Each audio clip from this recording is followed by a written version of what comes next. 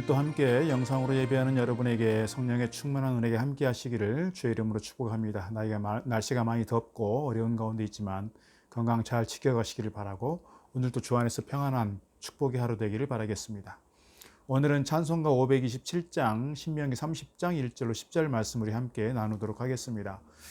신명기의 내용은 우리가 거듭 말씀을 드리지만 이제 이스라엘 백성들이 가나안을 앞두고 모세를 통해서 저들이 가나안에 들어가게 되었을 때 어떻게 하나님을 섬길 것인가에 대한 그런 말씀, 하나님 말씀을 잘 지켜 행할 때 하나님께서 그들에게 하나님이 되어주시고 하나님께서 그들을 도우시고 보호하시고 지키신다는 말씀, 그리고 그들에게 마음껏 복 주시겠다는 말씀이 있지만 반대로 하나님을 떠나 우상을 섬기고 그들이 가나안의 문화에 쉽게 동화되어 버렸을 때 하나님께서 그들을 계속해서 황폐한 땅이 되게 하고 저주를 내리시고 징계하시겠다고 하는 말씀 반복하고 있습니다. 그래서 어제 보았던 29장의 말씀에서는 그들이 하나님을 섬기지 못하고 하나님을 떠나고 그들이 우상을 섬기면서 그럼에도 불구하고 저희 마음속에 편안하다 하는 그들을 향해서 하나님께서 징계하시고 진노하실 때 후대 사람들이 또는 이민족까지도 저들을 향해서 왜 하나님께서 이토록 저들에게 징계하셨을까? 왜 하나님께서 이토록 저들에게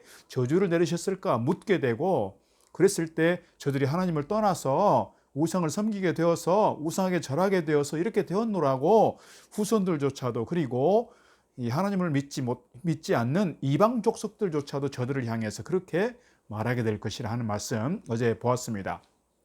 오늘 본문의 말씀에서는 그럼에도 불구하고 저들이 그런 상황 속에 있지만, 그렇게 하나님을 떠나고 하나님의 저주 가운데 있지만 그럼에도 하나님께로 돌이킬 때, 하나님께로 돌아올 때 하나님께서는 저들에게 복을 주시고 하나님께서 저들에게 은혜를 베푸시겠다고 하는 말씀 반복하고 있습니다. 그래서 하나님은 그럼에도 불구하고 저들을 돌아오기를 기다리시는 하나님, 오늘 본문 말씀 속에서 살펴볼 수가 있습니다. 여호와께 돌아온다는 게 무슨 의미가 있을까? 오늘 말씀 통해 좀 보려고 합니다. 여호와께 돌아온다는 게 뭘까? 오늘 본문 몇 가지 보면 2절 말씀에서 이렇게 기록하고 있습니다. 너와 너의 자손이 네 하나님 여호와께로 돌아와 내가 오늘 네게 명령한 것을 온전히 따라 마음과 정성을 다하여 여호와의 말씀을 청종하면, 그랬습니다. 마음과 성품을 다하여, 마음과 정성을 다하여 하나님을 사랑하고 하나님 말씀을 순종하면, 이게 뭐라는 거예요? 돌아온다는 거예요. 돌아와서 여전히 하나님의 생각과 하나님의 말씀과 하나님의 뜻을 저버리는 삶이 아니라 돌아오면 하나님의 말씀을, 하나님께 주신 뜻을 마음과 성품을 다해서 따르고 순종하는 것, 이것이 돌아온다는 거예요. 8절도 그렇습니다. 너는 돌아와 다시 여호와의 말씀을 청종하고 내가 오늘 너에게 명령하는 그 모든 명령을 지켜 행하면, 그런 거예요. 하나님 말씀을 순종하되 그 명령을 따라서 그 말씀대로 살아가는 것, 그 말씀을 지키는 것, 이것이 뭐냐? 돌이키는 거라, 그 말입니다. 돌이키는 것. 9절과 10절 말씀에서도 그렇습니다. 내가 네 하나님 여호와의 말씀을 청종하여 이 율법책에 기록된 그의 명령과 규례를 다 지켜 행하며 뜻을 다하여 하나님 여호와께로 돌아오면 하나님께서 그들에게 복을 주시겠다, 그들을 회복시키시겠다, 그들에게 은혜를 베푸시겠다, 이렇게 말씀하고 있는 겁니다. 요약하자면 우리가 하나님 앞에 돌아온다는 것은 내 마음과 뜻과 정성과 성품을 다해서 하나님께서 나에게 말씀하신 그 명령을, 그 말씀을 그대로 지켜 순종하는 것, 이것이 하나님께로 돌아서는 것이다, 이렇게 이해할 수가 있습니다.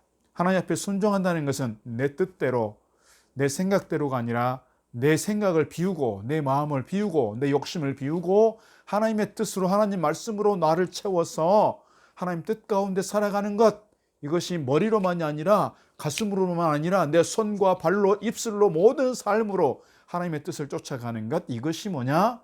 돌이키는 것이다, 이렇게 말씀드릴 수가 있습니다. 그래서 하나님께 돌아온다는 것은 하나님 말씀을 순종하는 것이고, 말씀을 순종한다는 것은 내 마음과 성품을 다해서 순종하는 것이고 내 삶으로 보여줄 수 있어야 된다 하는 말씀 드릴 수가 있겠습니다. 그러면 우리가 하나님께 돌아올 때 오늘 우리의 상태는 어떤 상태여야 되느냐? 그것은 개의치 말자는 거예요. 우리가 정말 하나님께 다 회개하고 돌아서서 내가 내 모습이 거룩해진 모습으로, 내 모습이 정말 고상해진 모습으로, 내 모습이 뭔가 좀 하나님 앞에 의로운 모습으로 됐을 때 돌아가는 것이 아니라, 내가 어떤 가운데 있을지라도 내가 마음만 먹으면, 내가 잘못했다고 판단이 서면, 내가 하나님 앞에 돌아서야 되겠다고 결단이 서면 그때 돌아서야 한다는 거예요. 그때. 그 3절 말씀에 그래서 네 하나님 여호와께서 마음을 돌이키시고 너를 긍휼히 여기사 포로에서 돌아오게 하시되 네 하나님 여호와께서 흩으신 그 모든 백성 중에서 너를 모으시겠다. 그리고 4절에서 그렇습니다. 네 쫓겨간 자들이 하늘가에 있을지라도, 하늘 끝에 있을지라도 네 하나님 여호와께서 거기서 너를 모으실 것이며 거기서부터 너를 이끄실 것이라. 오늘 우리가 서 있는 자리가, 우리가 상태가 중요한 것이 아니라, 우리가 비록 하나님을 떠나서 땅 끝까지, 하늘 끝까지 있을지라도 하나님은 그럼에도 우리를 부르시겠다, 우리를 다시금 회복시키시겠다는 말씀입니다. 그런 점에서 오늘 우리가 약하면 약한 대로, 허물진 모습이면 허물진 모습 그대로, 우리가 죄를 지은 모습이면 죄를 지은 그 모습 그대로 가지고 나아가는 것, 그것이 우리에게 중요하다는 거예요. 이 누가복음 15장 말씀에서 돌아온 탕자 이야기를 할 때, 탕자가 정말 초라한 그 모습으로, 얼룩진 그 모습으로, 어떻게 보면 아주 누추한 그 모습으로, 허물진 그 모습으로 아버지께 돌아왔지만 아버지는 그를 향해서 씻기고 먼저 환영한 것이 아니라 하나님께서 그를 품 안으시고 그 상태에서 손을 잡고 집으로 가지 않았을까요?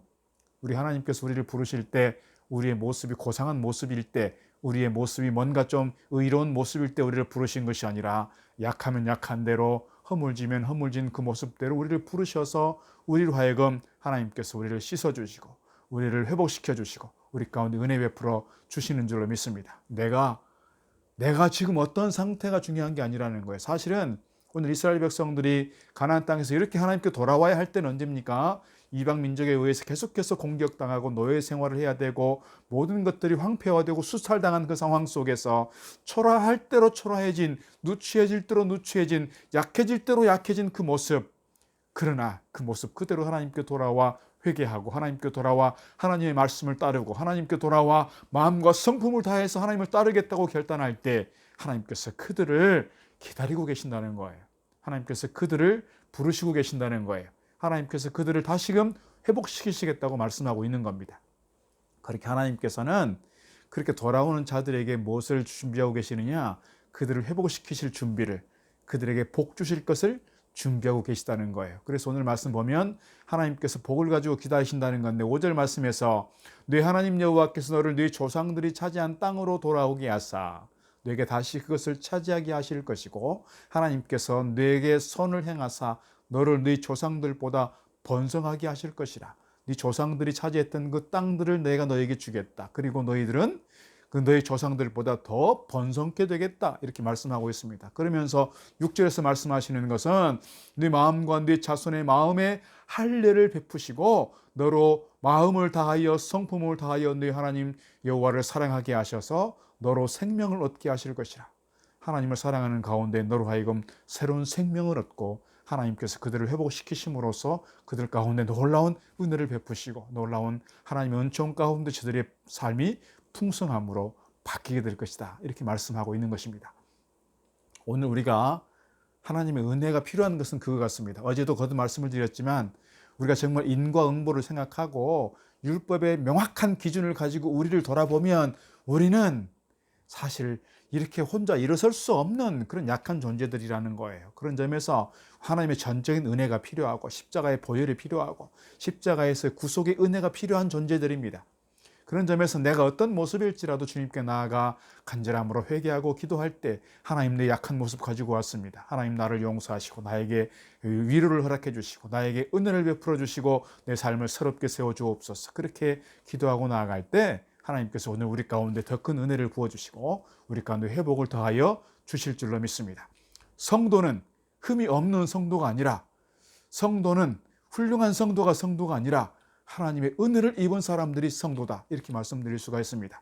내가 약한 그 모습 그대로 내가 허물진 그 모습대로 하나님의 은혜를 입고 오늘 또 새로운 모습으로 거듭나서 주님 앞에 아름다운 모습으로 세워지기를 바라고 우리에게 주어진 삶의 현장에서 주님의 기대에 걸맞게 주님께 영광이 되고 주님께 면류관이 되어드리는 저와 여러분 다 되기를 주의 이름으로 축복합니다. 오늘 하루의 삶도 하나님의 은혜 가운데 풍성한 삶 살아가기를 바라고 오늘 하루의 삶도 하나님의 은혜로 덧입혀진 복된 삶이 되시기를 주의 이름으로 축복합니다.